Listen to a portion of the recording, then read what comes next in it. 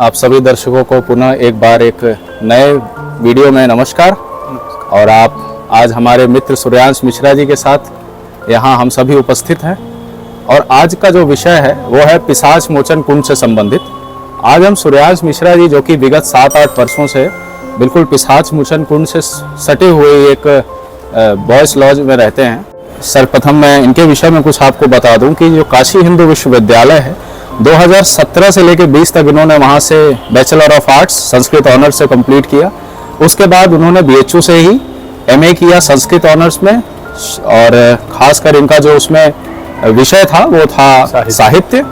और उसके बाद इन्होंने बीएड किया बीएचयू से ही 2022 से लेकर 24 तक। अभी हाल में इन्होंने बीएड की परीक्षा उत्तीर्ण की है और बहुत अच्छे अंकों से की है। एक मेधावी छात्र होने के साथ साथ इनकी कई विषयों में रुचि है। ये ज्योतिष, हस्तरेखा, मुद्रिक शास्त्र और उसके साथ साथ तंत्र में भी इनकी गति अच्छी है और अभी एक प्रैक्टिशनर भी हैं, ज्योतिषी हैं। तो आज हम इनसे जानेंगे कि जो पिशाच मोचन कुंड है आखिर उसका महत्व क्या है हमारे सनातन धर्म में और खास करके उसकी जो पूरी ऐतिहासिकता है।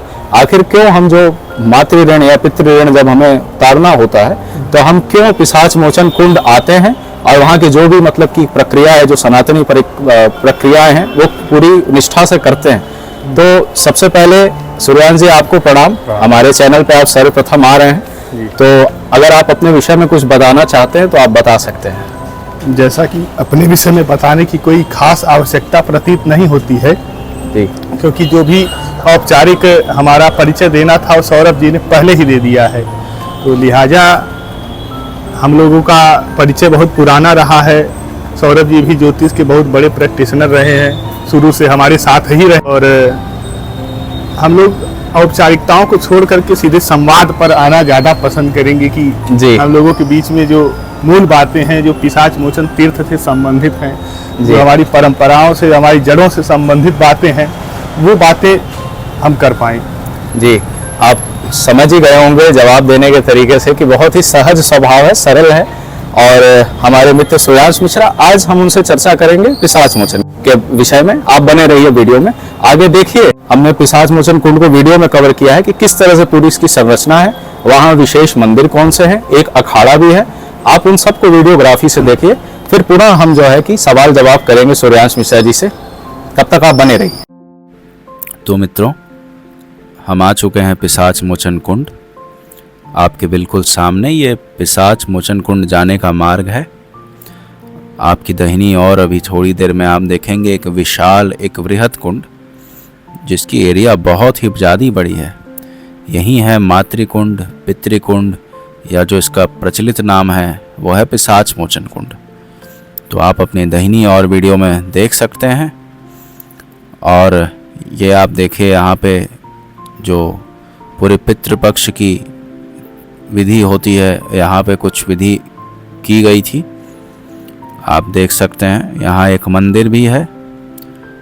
और जैसे जैसे हम आगे बढ़ेंगे आपको और साफ साफ कुंड का दृश्य दिखेगा। तो कुंड का जो दृश्य है वो काफ़ी विशाल है। ये कुंड बहुत विशाल है, बहुत वृहद है। आप देखिए वीडियो में आपके सामने। तो यही है जहाँ पे लोग आते हैं दूर दूर से, न केवल उत्तर प्रदेश बल्कि बिहार, झारखंड और काफ़ी सारे राज्यों से, भारत के दूर दूर के कोनों से पितृपक्ष के समय पिंडा पराने की जो पूरी प्रक्रिया होती है, जो पूरा रिचुअल होता है उसे करने के लिए। आप देख सकते हैं आपके सामने एक विशाल कुंड और यही वो ऐतिहासिक कुंड है जिसकी चर्चा हम वीडियो में सूर्यांश जी से आगे करेंगे कि इसकी ऐतिहासिकता क्या है तथा इसकी जो तिथि है, जो अंग्रेजी मास सितंबर-अक्टूबर में 15 दिन का पूरा एक पर्व होगा पितृपक्ष का, जहाँ पे लोग आएंगे और अपने पितरों को जल अर्पण करेंगे, उनका तर्पण करेंगे। आप देखिए यहाँ 2 युवा आपके सामने कुछ विशेष प्रक्रियाओं में लिप्त आपको दिखेंगे आपके सामने। और ये बहुत विशाल कुंड है। आपको अगर इसकी पूरी परिक्रमा करनी हो तो समय लगता है। आपके सामने पिशाच मोचन अखाड़ा आप देखिए। और इस अखाड़े की विशेषता ये है कि ये काफ़ी प्राचीन अखाड़ा है और इसके भीतर काफ़ी सारे मंदिर हैं। सबसे पहले तो यहाँ पे जो अखाड़े के एक कोने पे हनुमान जी का मंदिर है। ये आप देखिए बाबा शीतल दास की एक प्रतिमा, जिनका उपनाम नाटे बाबा भी था। और इनके पीछे एक विशाल वृक्ष है जो कि काफ़ी ज़्यादा प्राचीन है। तो आप देख सकते हैं कि कुंड में जो अखाड़ा हुआ और मंदिर, ये भी काफ़ी ज़्यादा प्राचीन है। और ये इस और संकेत करते हैं कि जो पितृ पक्ष की जो पूरी प्रक्रिया है, जो पूरा रिचुअल है, ये काफ़ी प्राचीन है। और इसका जो उदय है वो कहीं ना कहीं वैदिक काल से है। आपके सामने देखिए आप अखाड़ा, और बिल्कुल सामने हनुमान जी का मंदिर है। और ये जो मैं चर्चा कर रहा था, कई एक मंदिर जो अखाड़े के भीतर हैं, भोलेनाथ के और आदि कई देवताओं के, लेकिन मुख्य रूप से आपको यहाँ शिवलिंग ही दिखेंगी और साथ में हनुमान जी और गणेश जी, नंदी बाबा आदि। तो जब आपको पिशाच मोचन कुंड पहुँचना हो तो यहाँ प्रवेश के लिए 2 मार्ग हैं।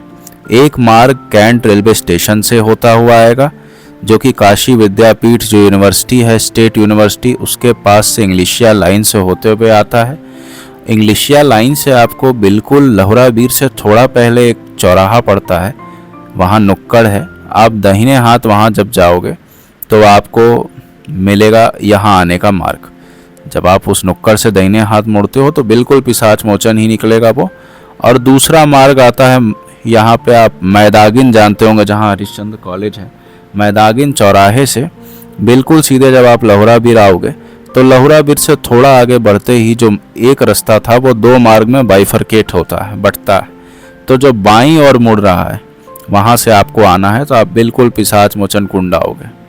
आप ये देखिए सामने भोलेनाथ का मंदिर। कुछ देर पहले आपने एक प्रवेश द्वार देखा था पिशाच मोचन कुंड का। ये देखिए यहाँ पे और भी कई सारे मंदिर हैं। तो ऐसे करके यहाँ कई सारे मंदिर हैं और यहाँ पे पुजारी भी निरंतर सेवा में व्यस्त दिखेंगे आपको सुबह शाम। ये भोलेनाथ का मंदिर। तो ये संपूर्ण कुंड का दृश्य था। आइए अब लौटते हैं सूर्यान जी के पास वीडियो में।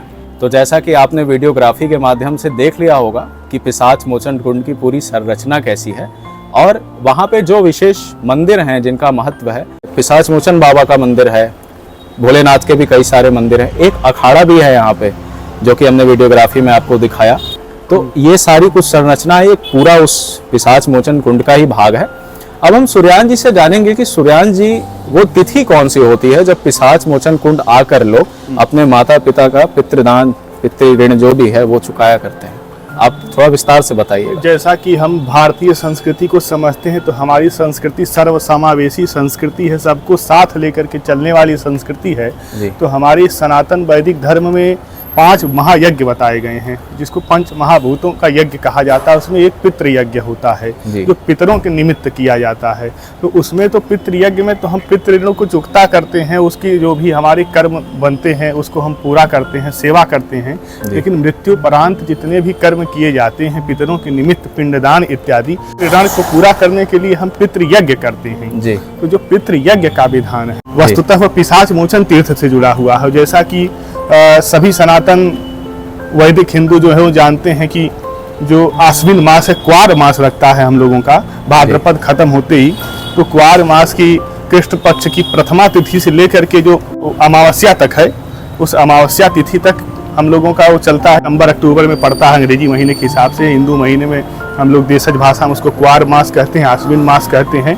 तो उसके कृष्ण पक्ष की प्रथमा तिथि से शुरू होकर के ये अमावस्या तक जाता है। यह 15 दिनों का जो काल होता है वह होता है पितृपक्ष का काल। ऐसे समय में एक ऐसा कहा जाता है कि एक पोर्टल खुलता है पितरों के निमित्त, एक पोर्टल खुलता है जिसमें जो हमारे पितरों की अतृप्त आत्माएं हैं उन्हें हम पिंडदान करते हैं और ब्राह्मणों की सेवा करते हैं। उसके माध्यम से पशुओं की, पक्षियों की सेवा करते हैं। हम लोग कौओं को अन्न खिलाते हैं पितरों के निमित्त। वो पिंड बचता है। पशु और पक्षी क्या होते हैं, आप उससे बता सकते हैं? जो 3 पशु पक्षी का महत्व है, जैसे कौवा हुआ, गौ हुई और उसके बाद स्वान भी है उसमें एक। तो इन तीनों को हम जो है प्रसाद जो चढ़ता है उसके बाद इनको सबसे पहले उसमें निकालने की एक प्रथा है, तो उसके विषय में भी आप कुछ बता सकते हैं? जैसे हमने पहले ही पंच महाभूत यज्ञों की बात की है, जी। तो ये पशुओं की सेवा है या पक्षियों की सेवा है। जैसे स्वान हो गया, हमारे सनातन धर्म में गौ सबसे ज्यादा महत्वपूर्ण है, और पितृपक्ष जी। में काक सेवा की जाती है, कौओं को ये अन्न खिलाया जाता है जो भी पिंडदान के निमित्त हम लोग अर्पित करते हैं पितरों जी। को। तो यह आता है भूत यज्ञ में आता है। जी। ये पंच महाभूत यज्ञों में जो भूत यज्ञ है, जिसमें पशुओं पक्षियों जीवों की सेवा के लिए, जैसे चींटियों के लिए भी हम लोग जी। दाना निकालते हैं या फिर आटा निकालते हैं, ये सब। और बाकी पक्षी भी जो द्वार पे आते हैं, गौरैया आती है। आजकल तो ये परंपरा लोग विलुप्त करते जा रहे हैं, जी। ह्रास हुआ है इसका फ्लैट में रहने वाले लोगों के द्वारा, जी। लेकिन फिर भी अभी भी औपचारिक तौर पे समय समय पर ये परंपराएं बनी हुई हैं कि हम समूची प्रकृति को जोड़ करके रखें, तादाद में बना रहे हमारा प्रकृति के साथ। जी। तो जैसा कि सूर्यांश जी ने पूरे विस्तार से बताया हमें कि तिथि क्या है, और उसके बाद फिर ये पूरी इसकी मतलब ऐतिहासिकता क्या है, क्यों इतना महत्वपूर्ण है ये पर्व, जो पितृपक्ष का पर्व जो इन्होंने बताया अंग्रेजी माह में सितंबर से अक्टूबर तक हम देखेंगे कि भारी संख्या में लोग यहाँ आएंगे। 15 दिन तक ये पूरी प्रक्रिया चलती है, जो कि सनातन हिंदू वैदिक धर्म से जुड़ी हुई बहुत महत्वपूर्ण पंच महाभूतों में भूत यज्ञ की भी इन्होंने विस्तार से व्याख्या की कि किस प्रकार जो है कि स्वान, काक और उसके साथ साथ गौ का एक बहुत महत्वपूर्ण स्थान है सनातन वैदिक धर्म में, आप जैसा जानते हैं। और चींटियों के विषय में भी उन्होंने एक बात बताई कि उन्हें भी जो है कि आटा दिया जाता है। तो ये आप इससे देख सकते हैं। और जैसा कि आप जानते हैं कि जो ज्योतिषी उपाय भी होते हैं हमारे यहाँ, आप उसमें भी जानते होंगे कि मछली को और चींटियों को, स्वान, गौ को, स्वान को आदि जितने भी मतलब पशु पक्षी, इनके लिए भी जो है कि एक इनको फीड करने की एक पूरी मतलब कि वो एक विधा बताते हैं, एक उपाय बताते हैं। उससे आपका यदि कोई ग्रह कमजोर है तो वो किस तरह से आप उसको अपने अनुकूल कर सकते हैं, ये सारी बातें हम ज्योतिषी उपायों में समझते और सुनते आए हैं। तो जैसा कि हमने सूर्यांश जी से जाना, तो अगला प्रश्न सूर्यांश जी हमारा ये है कि आप जैसे यहाँ पे विगत 7-8 वर्षों से यही निवास कर रहे हैं, तो इस पूरे माहौल में रहते रहते कभी एक अनुभव आपको हुआ जो कि कुछ अलग सा रहा हो, यहाँ रहने की, यहाँ की जो ऑरा है, पूरी एनर्जी है, वो किस प्रकार की है? क्या आप इसको समझा सकते हैं हमारे दर्शकों को? अब हमारी सनातन वैदिक धर्म में जो अनुभवों की बात है या फिर ऑरा बाकी चीज़ें एक्सपीरियंस करने की बात है, ये तो बहुत पुरानी रही है जी। और आप जितने ज़्यादा संवेदनशील होंगे, जितने ज़्यादा सेंसिटिव होंगे इस मामले में, उतना ही ज़्यादा आपको प्रगाढ़ अनुभव होगा जी। और जैसे कि भगवान नारायण साक्षात कहते हैं, ये यथा माम प्रपद्यन्ते तांस तथैव भजाम्यहम् हम, जो मुझको जिस प्रकार से ग्रहण करता है मैं भी उसको उस प्रकार से प्राप्त होता हूँ। तो सबके भाव अलग अलग होते हैं। मेरा जो भाव रहा है वह तो श्रद्धा का भाव रहा है। मैं भी पितृपक्ष में पिंडदान तो करने का वो नहीं है, लेकिन पितरों को प्रणाम कर लेना या फिर उनके निमित्त अभिवादन करना, ये सारी चीज़ें करता हूँ। तो मैं व्यक्तिगत जीवन के अनुभव से बता सकता हूँ कि ऑरा जो है वो कुछ अति मानवीय है, मतलब मानवीय तल से ऊपर है और चीज़ों का असर होता है। वे चीज़ें जो असर जिस प्रकार से करती हैं तो विस्तार का विषय है, ये तो बहुत गूढ़ विषय हो जाएगा, लेकिन अनुभव होते हैं। जी, बहुत बहुत धन्यवाद सूर्यांश जी। तो जैसा सूर्यांश जी ने जो महाभारत का भीष्म पर्व में भगवत गीता जहाँ से उद्धृत होती है, उसमें नारायण ने क्या कहा उसकी व्याख्या की, तो आपको मैं एक बात यहाँ और जोड़ देता हूँ कि इसी पितृपक्ष के महीने में अपने पितरों को भगवत गीता का पाठ करके भी सुनाया जाता है। और साथ में और भी काफी सारी चीजें हैं, जैसे कुछ पुराण, गरुड़ पुराण का विशेष महत्व है। गरुड़ पुराण का विशेष महत्व है, आप उसके विषय में कुछ बता सकते हैं? माना जाता है कि गरुड़ पुराण का पाठ करने से मृतक आत्माओं को शांति मिलती है। जी, और भगवत गीता के विषय में भी ऐसी ही कुछ बात कही जाती है कि यदि आप उस समय पाठ करते हैं तो पितरों की जो आत्मा है उसको शांति मिलती है। और मूल रूप से यहाँ पे एक महत्वपूर्ण काम, जो लोग एक अपने पितरों के निमित्त गया जी जाते हैं जी, वे पिशाच मोचन तीर्थ से होकर के ही गुजरते हैं। पहले वे पिशाच मोचन तीर्थ में आकर के तर्पण करते हैं, उसके बाद ही यहाँ से गया के लिए प्रवास कर सकते हैं। बिना पिशाच मोचन से गुजरे हुए गया की ओर नहीं जाया जा सकता। जी। गया की ओर प्रयाण करना है तो पिशाच मोचन तीर्थ से होकर गुजरना पड़ेगा। जी। इसके अलावा मैं दो बातें और बताना चाहूँगा, जैसे कि अकाल मृत्यु होती है। जी। अकाल मृत्यु हो गई या किसी की विशेष परिस्थितियों में कुछ जघन्य कृत्य हो जाते हैं, हत्याएं हो जाती हैं, तमाम चीजें हो जाती हैं। त्रिपिंडी श्राद्ध और नारायण बलि का महत्व तो हमारे वहाँ वैदिक पौराणिक धर्म में किया गया है, जिसके निमित्त इन आत्माओं को शांति मिलती है, उनको उनका लोक प्राप्त होता है जी जो आत्माएं समय से पहले दिवंगत हो गई हैं। जी। तो उन आत्माओं की तृप्ति के निमित्त हम जो त्रिपिंडी श्राद्ध और नारायण बलि का विधान करते हैं, वह भी पिशाच मोचन तीर्थ पर ही किया जाता है जी और कि यहाँ पे आप देख रहे होंगे पीपल का एक बहुत बड़ा सा वृक्ष है। जी। यहाँ पे पितरों के निमित्त सिक्का रखा जाता है या कुछ दान दक्षिणा रखी जाती है। ऐसा माना जाता है कि उनका कोई उधार बारी हो तो चुकता हो जाता है। जी। यदि सूर्यान जी आपकी कुछ और इच्छा हो बोलने की, कुछ और तथ्य बताने की, तो आप बता सकते हैं, निसंकोच कहिए। निसंकोच, जैसे कि आज के ज़माने में हमारा जो शहरी कल्चर बढ़ता जा रहा है, जो अर्बनाइजेशन होता जा रहा है, उसमें बहुत सारे लोग जो हैं इन प्रकार की चीज़ों से पीड़ित हो रहे हैं। जैसे पितृ बाधा हो गई, प्रेत बाधा हो गई कुल खानदान में, या फिर कोई एबॉर्शन हुआ रहता है, उस तरह की बाधाएं होती हैं घर में। वो प्रताड़ित करती हैं, तमाम तरह की बीमारियां, तमाम तरह की बाधाएं देती हैं जी। लेकिन चूंकि आधुनिक युवा पीढ़ी अपनी संस्कृति से थोड़ी कटी हुई सी है, वो कुछ दूसरी चीज़ों में ज़्यादा रस लेती है, तो इस कारण से इन चीज़ों में या तो विश्वास नहीं करती है, या तो मानती भी है तो भी अधिक रुचि नहीं दिखाती। उसे लगता है कि चलो छोड़ो, जाने दो, इससे क्या होता है। विज्ञान का युग है, तकनीक का युग है, वो धन के माध्यम से ही सब कुछ अर्जित कर लेना चाह रहे हैं, जबकि ऐसा नहीं है। जी। दैवीय सत्ता भी है, पितरों की भी सत्ता है इस जगत में, और तमाम चीज़ों की सत्ताएं हैं। ऐसी अतीन्द्रिय दुनिया है जिसके बारे में हम और आप सूक्ष्म आंखों से ही देख सकते हैं, उसको लौकिक आंखों से नहीं देखा जा सकता है। तो हमारी यही प्रार्थना रहेगी कि जो हमारी युवा पीढ़ी है, नई पीढ़ी है, वो इस चीज़ों से, अपनी पुरानी चीज़ों से कनेक्ट हो, देखे, अपने पूर्वजों की पड़ताल करे, अपने कुल खानदान की पड़ताल करे, दोषों को समझे, इन चीज़ों में रुचि दिखाए, और जो हमारे सामाजिक नियम बने हुए हैं, जो भी हमारी परंपराएं बनी हुई हैं, पितरों के निमित्त ही नहीं, अन्य चीज़ों के भी निमित्त उन परंपराओं में सहभागिता करे और अपने सनातन संस्कृति को मजबूत बनाए, अपने चरित्र को मजबूत बनाए, और इस तरह अपने देश को भी मजबूत बनाए। एक भारत संस्कृति का देश रहा है, संस्कृति के माध्यम से ही भारत विश्व गुरु बना है, दूसरी दुनिया को शिक्षा देने वाला बना है। टेक्नोलॉजी हमें जापान दे सकता है, अमेरिका हमें बहुत कुछ मार्केट दे सकता है, लेकिन भारत के पास देने के लिए जो सबसे अमूल्य चीज़ है वह भारत की संस्कृति है, धरोहर है, विरासत है, उसका अपना पारंपरिक विज्ञान है। तो हमें चाहिए कि हमें इन चीज़ों में भी आधुनिकता के साथ साथ दिलचस्पी दिखा करके इनके प्रति श्रद्धा भाव प्रकट करना चाहिए, तथा इनकी उपेक्षा और अवहेलना नहीं करनी चाहिए। बहुत बहुत धन्यवाद सूर्यान जी, आज आप हमारे साथ जुड़े, हम कृतार्थ हो गए। और जिस तरह से इन्होंने इस पूरी बात को समझाया कि हमारी जो युवा पीढ़ी है, जो मॉडर्न पीढ़ी है, वो किस प्रकार से अपने रूट से कटती जा रही है, तो रूट्स की ओर वापस लौटिए और समझिए कि इसका महत्व क्या है। पूरी तरह से आप महत्व को समझें, और ये जो भी बाधाएं आपके घर में चल रही हैं, क्योंकि कई बार तो हम देवताओं को प्रसन्न करने के लिए कोई सीमा नहीं, मतलब हर सीमा लांघने को तैयार होते हैं, लेकिन हम ये भूल जाते हैं कि जब तक पितरों की कृपा आपके ऊपर नहीं होगी, आपका परिवार प्रोग्रेस नहीं कर सकता। इस बात को आप भली भांति समझ लें कि पितर आपके जितने प्रसन्न रहेंगे, उसके बाद ही देवताओं का नंबर आता है, पहले पितरों की प्रसन्नता आवश्यक है। मैं अपनी बात कुछ ऐड करना चाहूँगा इसमें, कि आजकल बहुत प्रचलित चला है कि लोग बद्रीनाथ, केदारनाथ, तमाम धामों पे जा रहे हैं। हमारी उससे कोई आपत्ति नहीं है, लेकिन अगर घर का व्यक्ति भूखा हो तो बाहर का व्यक्ति खाना खा करके आप पे बहुत प्रसन्न नहीं हो सकता जी।